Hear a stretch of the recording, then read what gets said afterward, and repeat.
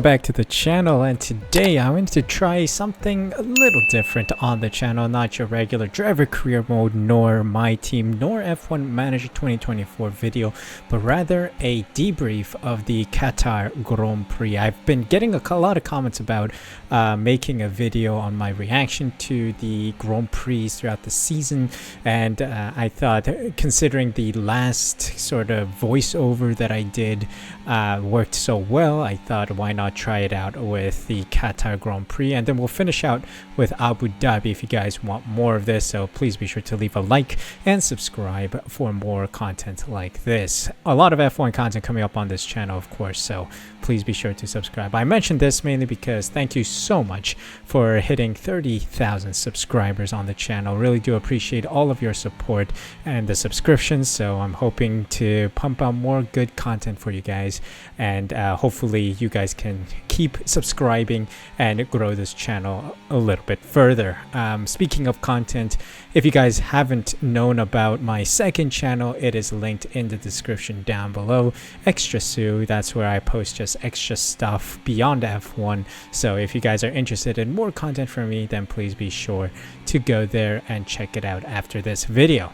So with that out of the way, what a Grand Prix. I think Qatar wasn't the greatest Grand Prix per se, and we'll get into why in a moment, but overall quite entertaining to a certain extent. Again, we'll discuss what I mean with that, but what a way to start the Grand Prix. Turn 1, lap 1 crash, pinballing action that took out Ocon and Colapinto. Seeing Colapinto off to the side, I started to worry about James Vowles. Maybe the Williams team is incurring a lot of bills for his therapy. So far, I think Williams have a lot of money going out to rebuild the car or to build additional parts for the car. So the funny thing was, a couple days ago, I think the Williams Racing F1 YouTube page uploaded a video on how the mechanics repurposed the broken parts. Of course, there were massive crashes in the previous Grand Prix by Colapinto and Albon, and the team had to do a lot of repurposing to try and make sure they didn't get too much of a catering bill that pushed them beyond the cost cap, of course. But then also in that turn 1 crash, after Ocon and Colapinto were out, there was another crash with Stroll that hit Albon, I believe, and then Stroll had to retire. Classic Stroll. I think Albon said something along the lines of typical Stroll, what's he doing? And then Zhou, who was following behind, was saying, what is the Aston doing? I mean, pretty much echoed what a lot of the fans have been saying ever since Lance Stroll entered the grid. And of course, rocket powered Mohawk will have a lot to say about that for sure. But yeah, what a wild lap 1 that triggered a safety car, and yeah, it was a whole other mess. Speaking of safety cars, what happened to the race direction? We had a change in race director after the mess that was the previous Grand Prix, and then on this person's debut, like, we had a piece of a wing mirror just on track. Let's take a look here. I think I'm still too far away in this gameplay to that start-finish straight, but the start-finish straight is the only real overtaking zone on the grid, or on the track, and you have a wild wing mirror just sitting there, and you don't even think about, you know, throwing a virtual safety car, or even a red flag to get that off the track. And also, a lot of people were going onto the gravel trap, so there was a lot of gravel to be swept as well. So may as well clean that up as well, right? But no, they waited a full 4 laps, I think, before they launched, before they threw out a safety car. And I was watching Sky, and Crofty and Jensen Button were saying maybe it's because they didn't want to give other teams an unfair advantage by throwing a safety car or yellow flag. Well, that's racing, man. That's called strategy. If they didn't take that into account. I mean, all teams have a contingency plan where if you have safety cars, what will you do? Like, they have early safety cars, they have middle safety cars, and then they have late safety cars. They practice all that stuff. So it is up to them, the strategist of each team, to make sure that they have the optimal strategy for their team. So why are you thinking about all the teams? So this again raises the question that F1 or the race direction or even the FIA are rigging races. And I'm sure Hamilton fans have a lot to say about that after 2021. I know Lando Norris fans have a lot to say about it with the Max Verstappen-Lando rivalry that was short-lived, but had some, moments where the stewards were giving out penalties incompletely, I'd say. In some case, or inconsistently. There we go. That's the word I'm looking for. In some states, in some cases, they gave out penalties. In others, they didn't. For example, the Lando Norris 10-second stop and go penalty is quite controversial, right? They just pulled that out of the bag somewhere. Yes, it is dangerous to not lift off in yellow flags, but then again, it's your fault that you didn't, stop the run of, the tracks, Like, there's a wing mirror on track. There is literally a piece of debris on track. And why are you not picking that up? I just don't know. And it was even worse because they were thinking, oh, maybe the teams will get an unfair advantage. Then what about Hamilton? What about Sainz? The two cars that got punctures because of potentially running over a piece of debris. I mean, even Bottas may have had damage because he was the one who bit the bullet essentially for the team by running it over and trying to smash it out of the way. I think he was moving out of the way for blue flags, and still, like, he took the bullet and just smashed that thing to pieces. Maybe it's because he smashed it to pieces that the punctures happened because of the sharp shards of glass or carbon fiber or whatnot, but still. They should have dealt with it sooner. And I think that's going to be a question mark as we head into Abu Dhabi next week, mainly because the championship is extremely close. Leclerc and Sainz and Ferrari are 21 points behind Lando Norris and Oscar Piastri in the McLarens. That is going to go down to the wire for sure. It's another Lewis Hamilton, Max Verstappen style rivalry, not as close, but we'll see what happens as Ferrari attempt to overthrow the dominance that McLaren have been showing. And speaking of dominance, really, I'm curious why McLaren have not been able to run away that much further. I was expecting the Max Verstappen Lando Norris rivalry to be going to the last day of the season, so I was expecting something similar to a Lewis Hamilton Max Verstappen rivalry, but then McLaren just disappeared. They just couldn't pull off consistent 1-2 results that could bring them close to Max Verstappen. Lando Norris, of course, a lot of drama surrounding his methods of winning races, right? At one time it was Oscar Piastri who had a massive gap, who slowed down and gave Lando the victory. And then other times it was through Max Verstappen getting a lot of penalties. Like, Lando Norris didn't show consistency in the car that is potentially the fastest, probably the fastest on the grid.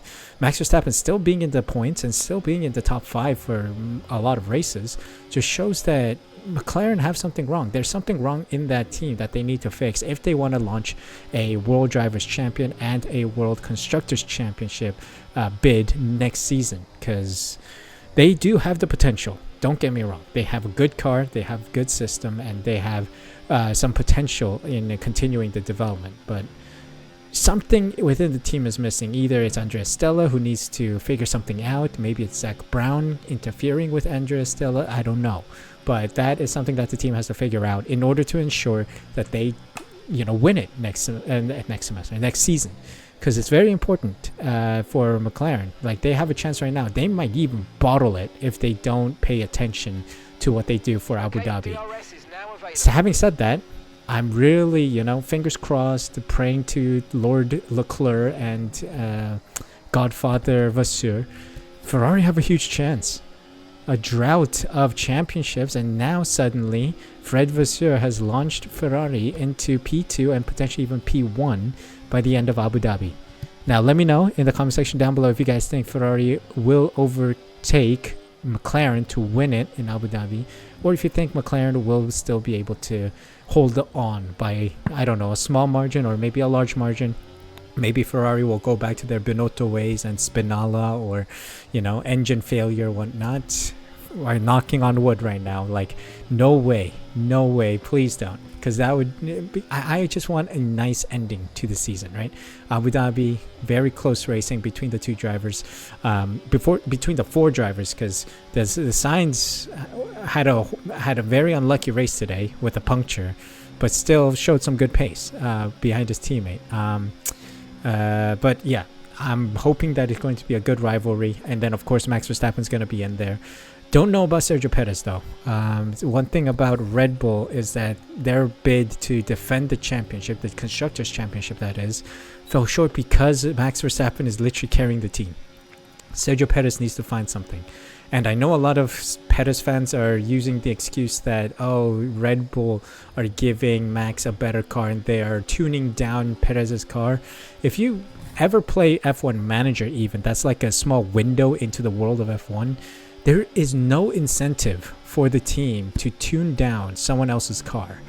Right now, Red Bull are missing out on millions of dollars that they could spend on the car. Because if they're tuning down Sergio Perez's car, let's say, hypothetically, Christian Horner and Helmut Marko said, screw Perez, we're tuning down his car, and we're going to make Max shine. Why? They're missing out on tens of millions of dollars that they could spend, or pounds, or what have you, literally boatloads of cash that they could potentially invest into the car. So why do that? Seriously, why do that? I just don't understand the thought process behind that. So yeah, Perez is just underperforming. We need that Racing Point Perez back, the Qatar Grand Prix Perez, where he spun in lap 1, went to the back of the grid, and then mounted a massive comeback. That's the Perez we need. Otherwise, I think there is an opportunity for Lawson, for Tsunoda, maybe even Isaac Hadjar, or maybe even an external driver to come in and take Sergio Perez's seat.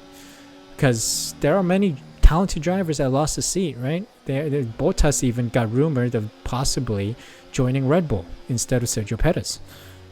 Now, rumors don't come out of nowhere, right? That's what Will Buxton said in Drive to Survive, right? For example, rumors don't come out of nowhere. So something's happening in the background, I think. So Sergio Perez really needs to pull off a good result in Abu Dhabi, or figure something out with his career, because it's not looking good for him. Speaking of drivers now, let me turn to the biggest flop and the biggest hero, or the driver of the day, you could say. But the biggest flop, I would say Lando Norris is up there. He did drive very well towards the end, but that penalty, the 10-second stop and go penalty, is so easily avoidable if you just lift and coast during the yellow flags.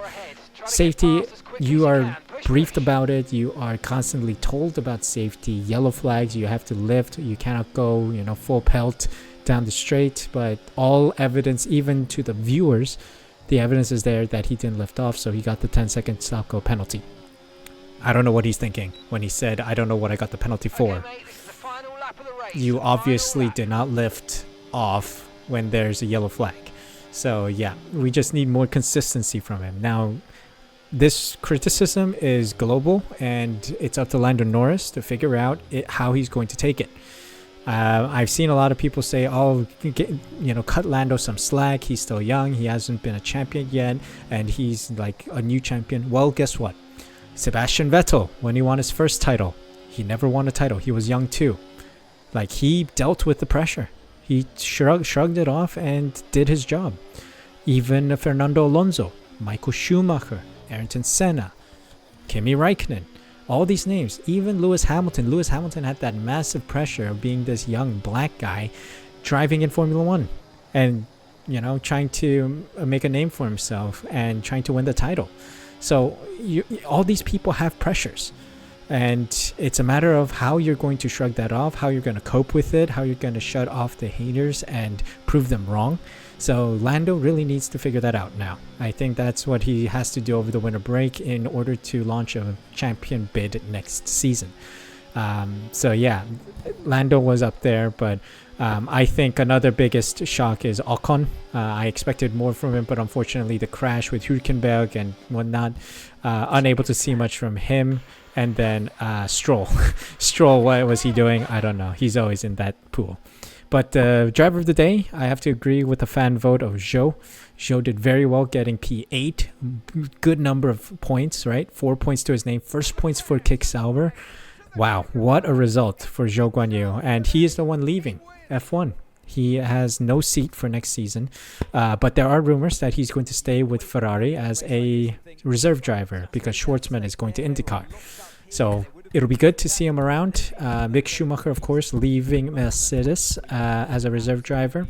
So yeah, spots are opening up for a reserve role. But yeah, it is a cruel world out there. But we'll see what happens with Joe soon. But yeah, Russell 5 seconds at the end.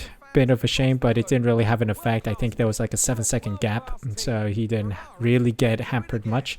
But yeah, I mean, overall, I would rate this a 4-star out of 5 Grand Prix. It was pretty entertaining for the most part. The red flags, just that the stewards, the race director, problematic. They need to figure something out. Ever since Michael Massey left, there hasn't been any stability with the race direction, and I would like to see some more stability there. So yeah, that is it, guys. Hope you guys enjoyed. If you guys want me to cover anything else, let me know in the comment section down below. Would love to hear your thoughts about the Qatar Grand Prix as well, and I'll see you guys for a new video tomorrow.